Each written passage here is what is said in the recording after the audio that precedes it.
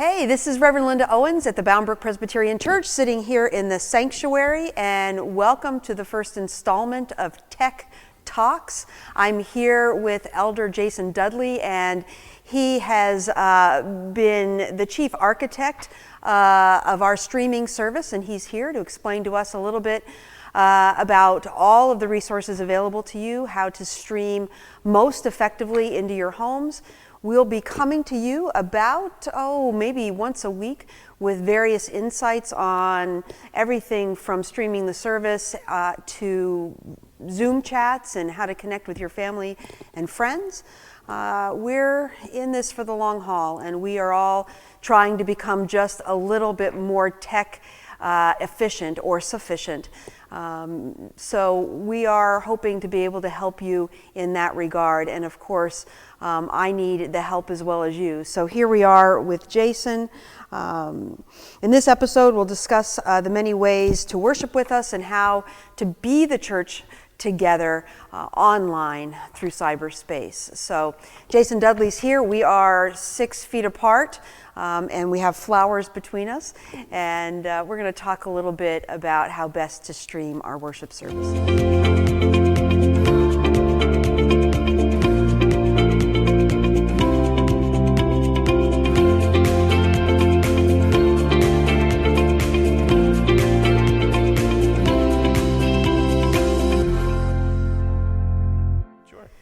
All right, so I'm here with Elder Jason Dudley, who has been the chief architect of our streaming technology, and he's going to share some insight with us about how to get a better experience online with our worship services.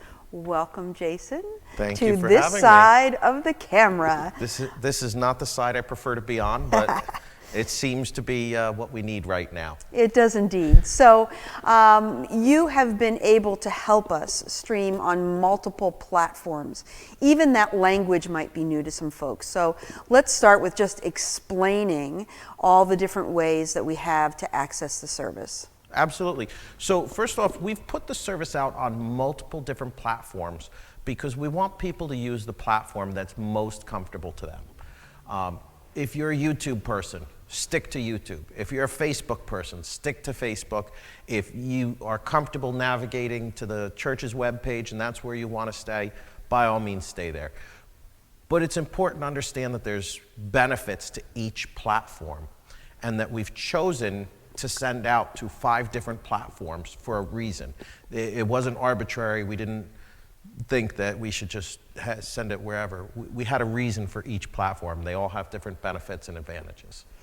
And in addition to all the ways to see the service, we also have a platform that allows folks to call in and hear the service if in fact a visual contact through technology is not possible. So let's do this. Detail for us the pluses and minuses of each platform that we are offering. Okay, great. Not a problem at all. So what I'm going to do is I'm just going to go over a brief overview of the services, and as we get a little further in the talk today, I'm actually going to incorporate some screenshots into these videos so that folks can get a chance to understand what each service is and what those and how to use it effectively. So the first thing that we have is the phone system. We have a dial-in number that we've utilized because there's a lot of our members that don't have the ability to watch via the internet. There's no ability to get on a website. Maybe there's no desire to get on a website, and we hear you loud and clear. So we've established a conference bridge, and all you have to do is dial the number. When you're prompted, you're going to enter your PIN, and you will automatically join the call. You will hear everything that's going on in the service, and the participants are muted so that the other end won't hear you. Otherwise, we'd have a lot of people chatting. We do recognize that about 10 to 12 people are taking advantage of this every week.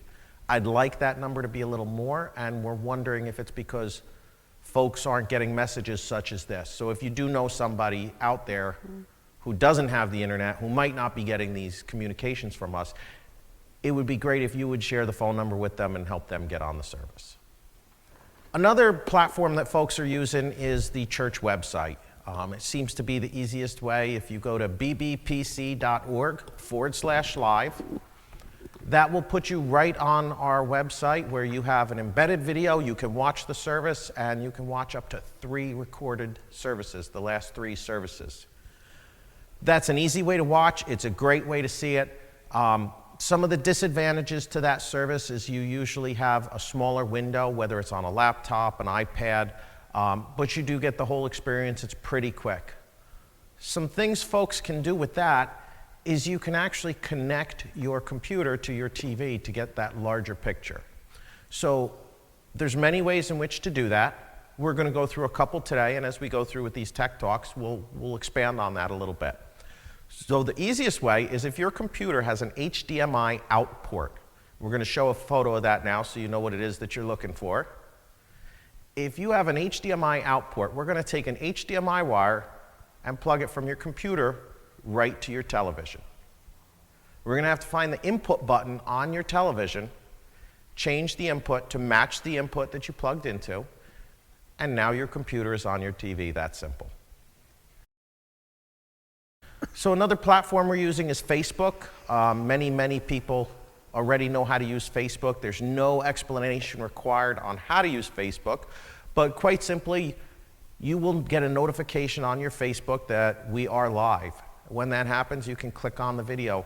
The nice part with the Facebook platform is that people can actually interact with the service while it's happening.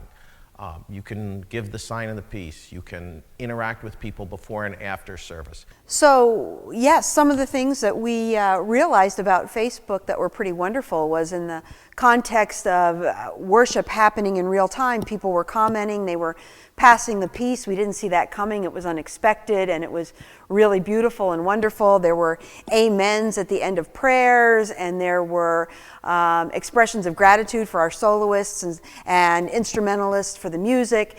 There just was that sense of community, and we didn't anticipate it, but it was really wonderful. I understand YouTube allows us to do some of the very same things, to in real time have conversation with one another. Can you talk about that a little bit? So we are now on YouTube. This past Sunday was the first Sunday that we were live on YouTube. One of the advantages to YouTube is that YouTube allows commenting back and forth. You can comment to the church if you want to ask questions. We won't necessarily be able to answer them live, but we definitely can capture that and later on answer those questions. The reason we went with Facebook and YouTube is because smart TVs come with certain applications built in. Not all smart TVs have the same applications. Someone's smart TV might have Facebook built in, more of them have YouTube built in, but more people have Facebook on their smartphones, so it's whatever device you can get to most readily that we want you to use. Well, and because we are an inclusive church, we want to include every possible platform. That includes social media. Yeah, I do believe, Jason, and you can answer this, for YouTube, like Facebook, in order to comment, anybody can look on YouTube, but to comment, you have to have a YouTube account, I believe. Is that right? That is my understanding, Okay. yes. You would have to be logged in. There you go. And to view on Facebook, you have to have a Facebook account. Correct. You have to have a Facebook account. And one other thing I think maybe we need to make clear is when we talk about smart TVs, there are TVs that have these apps already built in and already communicate with your modem, with your Wi-Fi, whatever. But your TV can also become a smart TV through your video player, yes? Correct. So there's 2 different popular platforms to use for this. All right. One is Roku and one is Apple TV. So in addition to Facebook, YouTube, the church website, and the phone number, we've also included support for Apple TV and Roku. And the way in which we do that is a Boxcast app. So what I'm going to do at this point, we're going to cut into a video where we're going to explain to folks how to add the Boxcast app to their Apple TV and to their Roku. So we'll do a short clip. Hi, my name is Becky, and I'm going to show you how to download the Boxcast app on Apple TV. Now we're going to go to this blue icon, the Apple Store, that looks like a triangle with a blue background. We're going to click on it and go to the search bar at the end. Then we're going to type in Boxcast.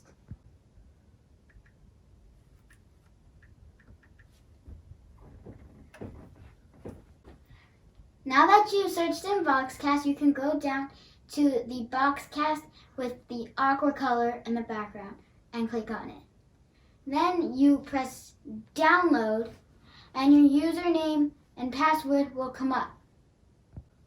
Now that you downloaded the Boxcast app, you can go down to it on church days and you can look for the Brown Brook Presbyterian Church.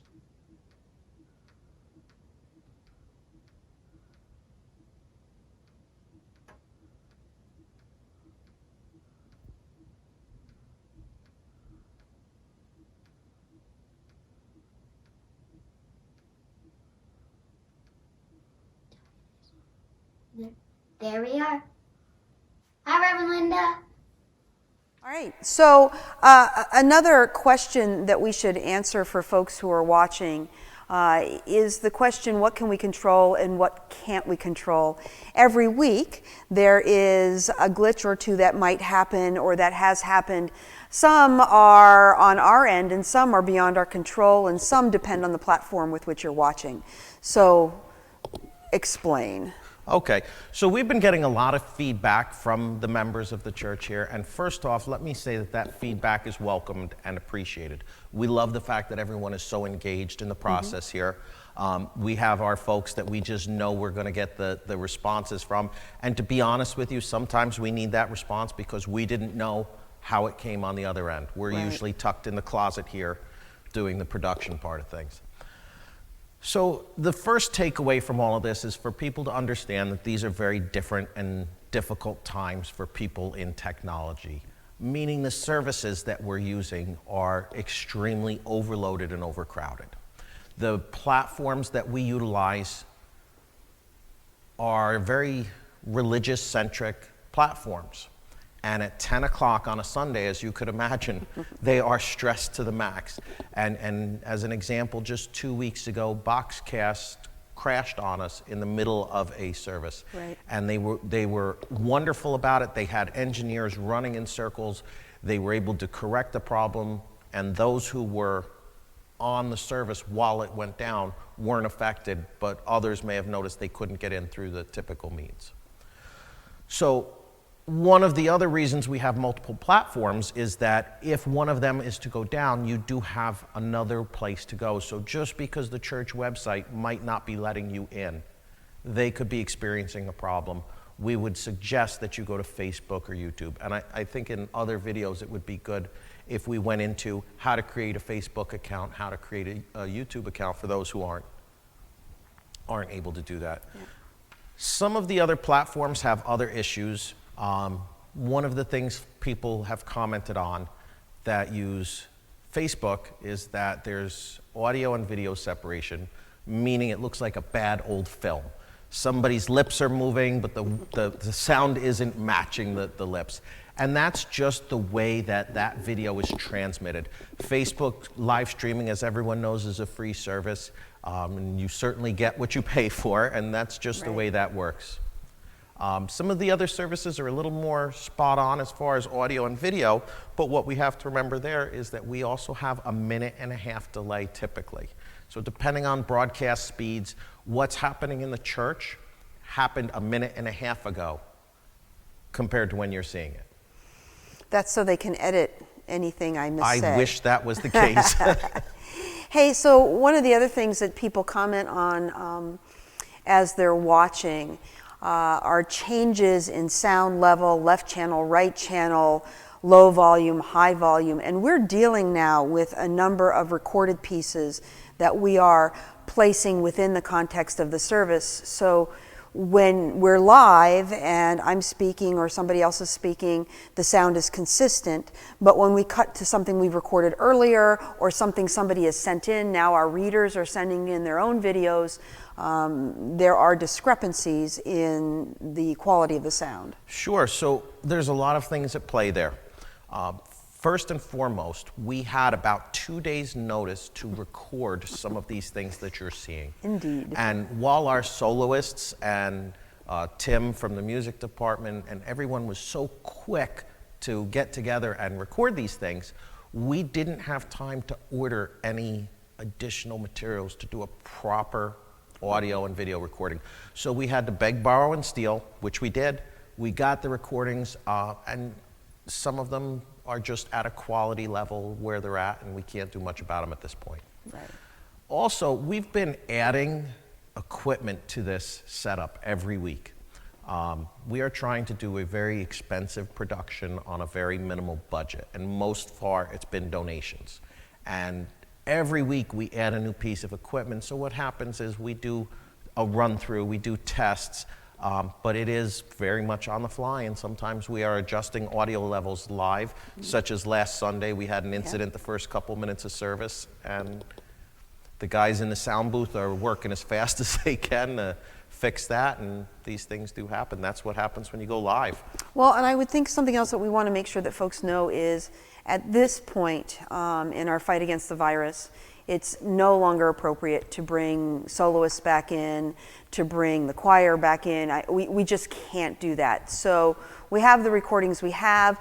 We'll even pull from years past and use some audio recordings from years past, and the sound will be what it'll be.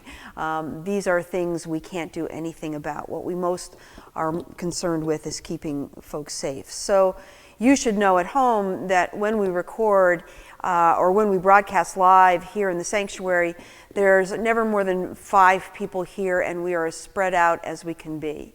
We are taking all the precautions we can possibly take.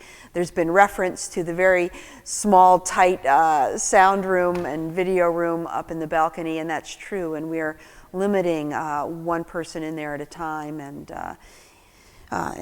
just doing what we can do to stay safe. And that was part of the difficulties from last Sunday. That was the first time we switched that 2-room function over to a 1-room function for safety. Yeah. And one person cannot easily do the job, but it certainly can be done. Can be done. Right, right. So I think that's what we've got for today. There will be more episodes posted weekly, so we encourage you to email questions to me here at the church, and I'll forward them to Jason. So Linda@bbpc.org. I think Jason will run that at the bottom of the screen when he edits this, and we will try to answer your questions in the coming weeks. Thank you very much for tuning in.